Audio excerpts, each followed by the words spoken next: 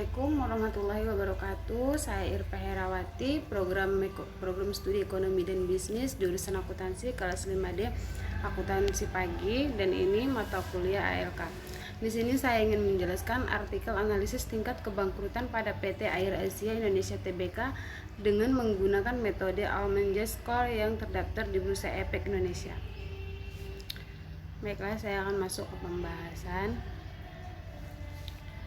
Para pengusaha pada umumnya berharap memiliki perusahaan yang selalu eksis dan unggul dan segala aspek, baik itu dari segi kerjanya maupun dari segi unggul dalam persaingan, yang tentu itu juga menjadi salah satu tujuan utama yang telah ditetapkan pada saat perusahaan berada di puncak kejayaannya.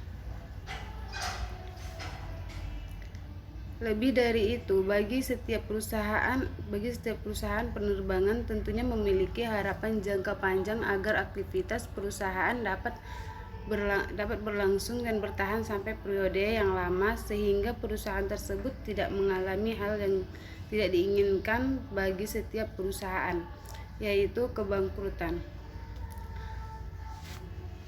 Analisis kebangkrutan dilakukan untuk memperoleh peringatan awal kebangkrutan. Semakin awal tanda-tanda kebangkrutan yang diketahui, maka semakin baik bagi pihak manajemen. Karena dengan itu pihak manajemen dapat melakukan perbaikan pihak kreditur dan pemegang saham. Juga dapat melakukan persiapan untuk mengatasi berbagai kemungkinan yang buruk. Analisis kebangkrutan dilakukan untuk memperoleh peringatan awal kebangkrutan. Semakin awal tanda-tanda kebangkrutan yang diketahui, maka semakin baik bagi pihak manajemen. Model analisis kebangkrutan terbagi menjadi 5 model, yaitu Allman Model oleh Edward Allman tahun 1968. Hasil penelitian Allman tahun 1968 membuktikan bahwa model multiple discriminant analisis oleh Allman sangat akurat dalam memprediksi kebangkrutan dengan tingkat kebenaran 95% pada keseluruhan sampel seluruh perusahaan bangkrut dan perusahaan tidak bangkrut. Hasil pengembangan metode score oleh Allman lebih fleksibel karena dapat digunakan oleh perusahaan publik maupun privat. PT Air Asia Indonesia Tbk adalah penerbangan murah asal Malaysia yang berkantor pusat di Kuala Lumpur. PT Air Asia Indonesia Tbk telah dinobatkan sebagai maskapai terbaik penerbangan bertaraf rendah di dunia dan pelopor perjalanan berbiaya rendah di Asia.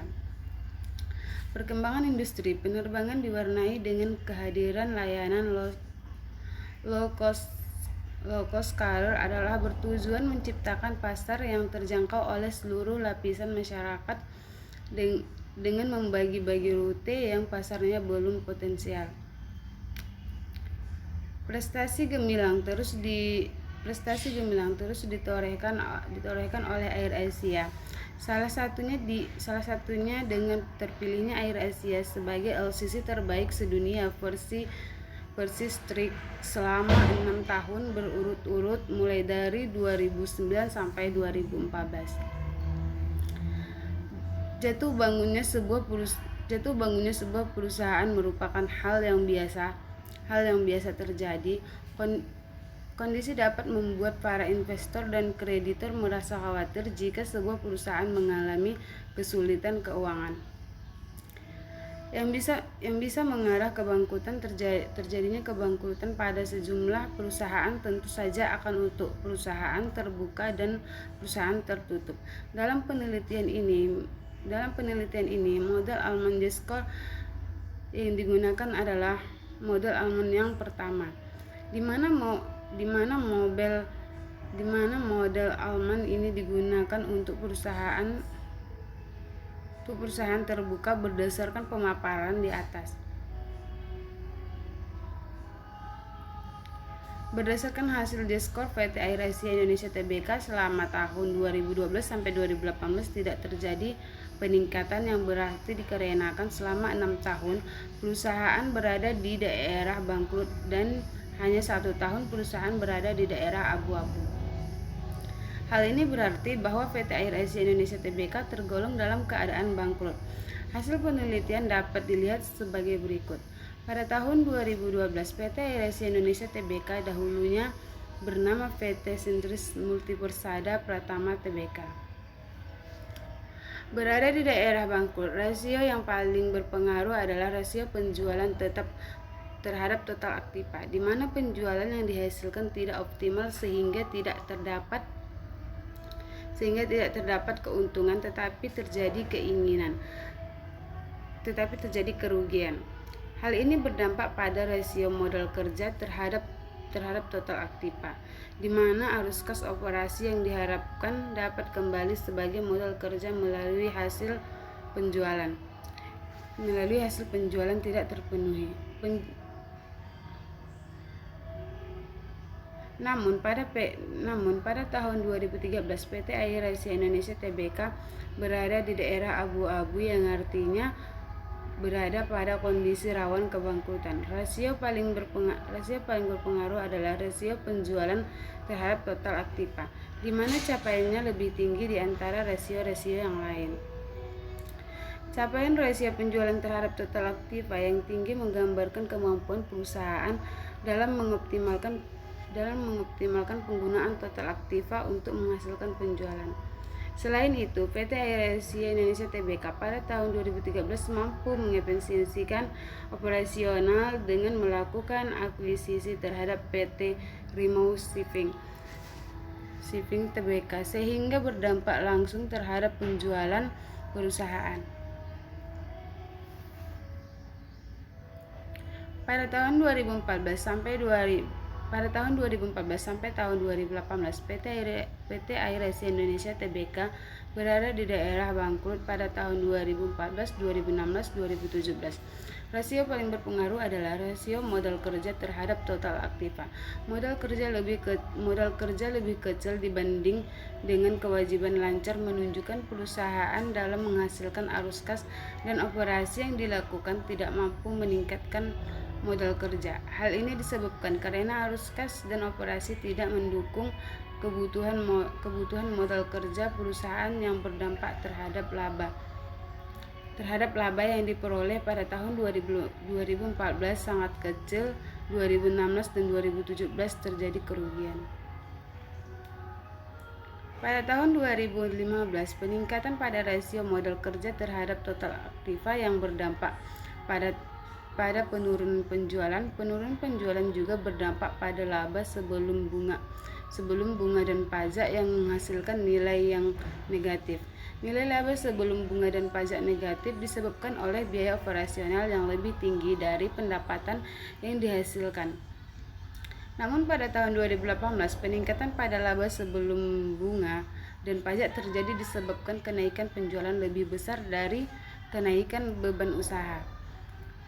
Selama tahun 2012 sampai 2018, khususnya pada rasio laba sebelum bunga dan pajak nilainya nihil yang disebabkan PT Air Asia Indonesia Tbk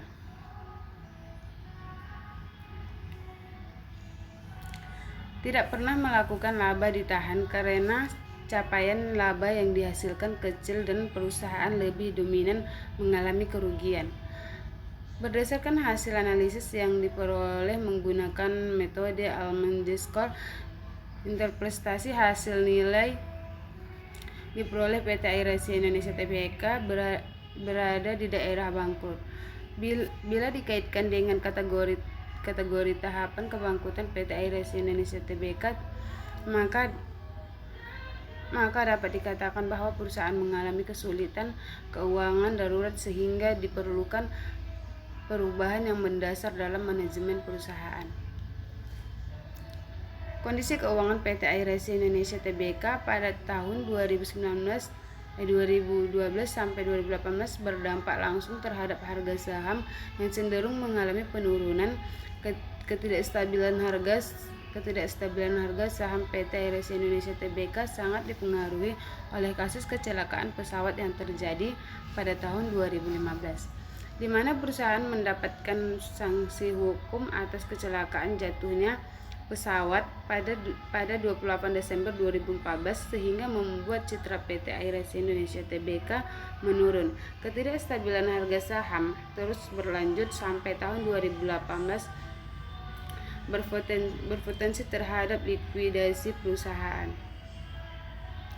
Kondisi kebangkrutan PT Air Asia Indonesia Tbk selama 2012 sampai 2018 berdampak terhadap harga saham yang cenderung menurun. Ketidakstabilan harga saham PT Air Asia Indonesia Tbk juga sangat dipengaruhi oleh reputasi perusahaan yang semakin buruk akibat jatuhnya pesawat tahun 2015, menyebabkan terjadinya sanksi terhadap perusahaan.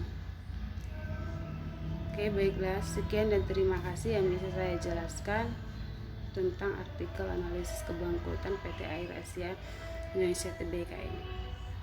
Terima kasih. Assalamualaikum warahmatullahi wabarakatuh.